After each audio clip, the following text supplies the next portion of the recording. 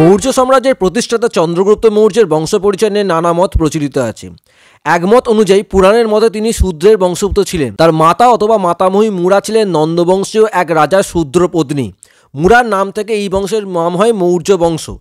অন্য মত অনুযায়ী বৌদ্ধ গ্রন্থ অনুসারে তিনি হিমালয়ের পাদদেশে পিপিলিব্বন নামক স্থানে মৌর্য নামক এক প্রজাতান্ত্রিক ক্ষত্রিয় গোষ্ঠীর সন্তান।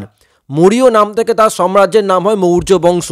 বিভিন্ন জৈন গ্রন্থ, পালি সাহিত্য, কৌটিল্যের অর্থশাস্ত্রে চন্দ্রগুপ্তকে অভিজাত ক্ষত্রিয় রূপে বর্ণনা করা হয়েছে। আধুনিক ঐতিহাসিকরাও তাকে ক্ষত্রিয় বংশোদ্ভূত বলেই মনে করেন। বৌদ্ধ গ্রন্থ থেকে জানা যায় যে চন্দ্রগুপ্তের পিতা যুদ্ধে নিহত হলে তার মা শিশু চন্দ্রগুপ্তকে নিয়ে মগধের রাজধানী পাটলিপুত্রে আশ্রয় গ্রহণ করেন। সেখানে শিকারী ও রাখাল বালকদের মধ্যে তার বাল্যকাল অতিবাহিত হয়।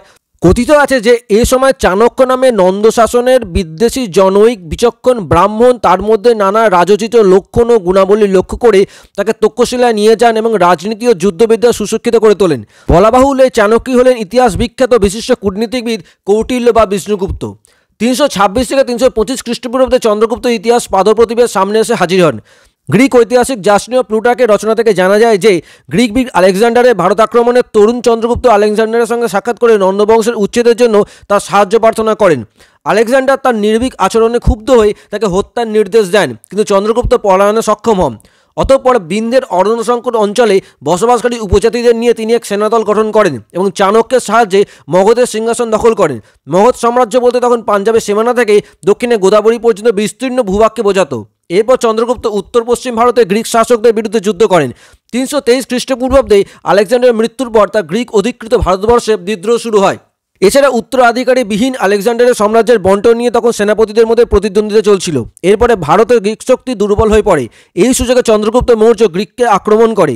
গ্রিক ঐতিহাসিক জাস্টিন লিখেছেন যে আলেকজান্ডার মৃত্যুর পর ভারতীয়রা গ্রিক শাসকদের হত্যা করে দাসত্ব থেকে মুক্ত হয়। এই মুক্তিযুদ্ধের নায়ক ছিলেন চন্দ্রগুপ্ত।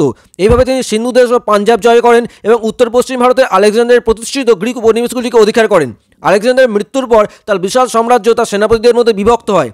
সিরিয়া ও ভারতবর্ষের সেনাপতি হন সেলুকাস এবং এই অংশগুলি পুনরুদ্ধারের জন্য তিনি ভারতবর্ষে আক্রমণ করেন এবং চন্দ্রগুপ্ত মৌর্যের সঙ্গে যুদ্ধ করেন।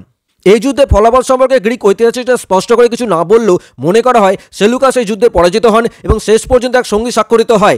সন্ধির শর্ত অনুসারে তিনি কাবুল, কান্দাহার, হিরাট, বেলুচিস্তানের অন্তর্গত মারাকান প্রদেশ চন্দ্রগুপ্তকে অর্পণ করেন এবং কথিত আছে যে তার কন্যা হেলেনের সঙ্গে চন্দ্রগুপ্তের বিবাহ হয়। সেলুকাস চন্দ্রগুপ্তের রাজসভায় মেগাস্তেনিস নামে গ্রিক দূতকে পাঠান। এই নামে মেগাস্তেনিসের ভারত বিবরণ ইতিহাসের এক গুরুত্বপূর্ণ উপাদান।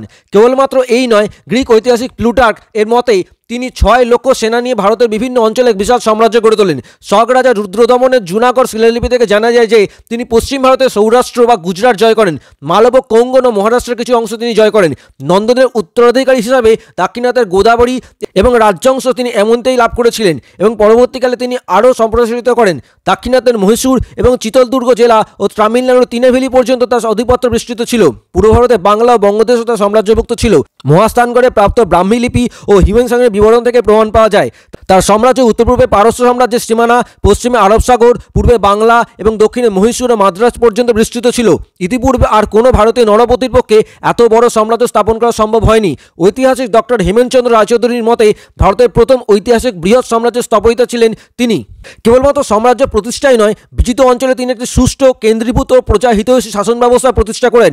শেষ জীবনে তিনি জৈন ধর্ম গ্রহণ করেন এবং জৈন প্রথা অনুসারে মহীশূরের শ্রবণবেলাগোল নামক স্থানে অনশনে দেহত্যাগ করেন।